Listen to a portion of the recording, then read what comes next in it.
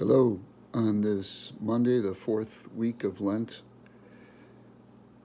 listening to the news, watching TV, looking at different things on the internet. It's interesting to find a whole bunch of good ideas about how to break cabin fever as we stay at home during this virus. And one of the strongest suggestions to help other people is to reach out to them, family and friends, especially folks who are ill, who are older. Some of you still have the books, the little black books that we got at the beginning of Lent at Church of the Holy Spirit. I found that there was a couple of interesting notes about some people in history the last few days. St. Martin of Tours from the 4th century. Martin was a soldier in the French army in Gaul at the time, and he was riding into a city on a bitter cold day, and he saw a beggar outside with no food and very little clothes, shivering.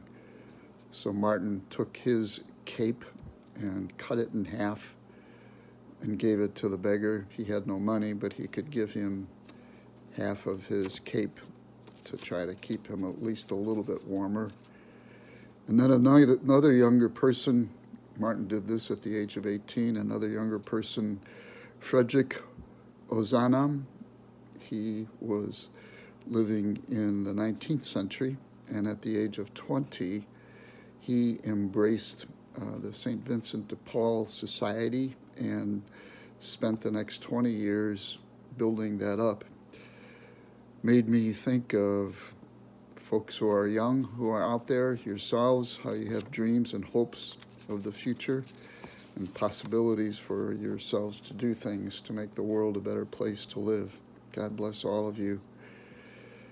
We're very much aware of how much we depend on one another, but also how we may need to give each other a little bit of space, be even more patient with each other. We know that we're all under stress, even though for various different reasons. Sometimes I wonder why people can't read my mind and understand why I'm uptight or why I'm so concerned. But then the vast majority of us don't have the ability to read other people's minds. But what we do have the ability to do is to try to live Christianity, to try to be kind and patient with each other. Makes us think of the phrase that says living Christianity begins in the kitchen.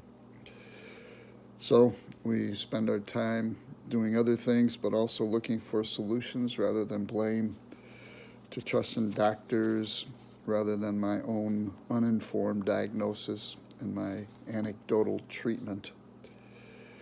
Looking at the readings for today for this Mass, Isaiah speaks about a new Jerusalem.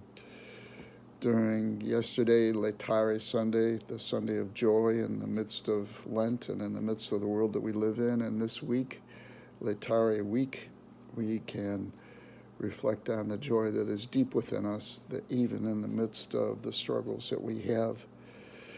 And in the reading from John's Gospel, we can, we can hope in the faith that we have and try to grow in our trust of God. Pope Francis spoke about, do you want to fast this Lent? If you want to fast, consider fasting from pessimism and be filled with hope. Consider fasting from worries and trust in God.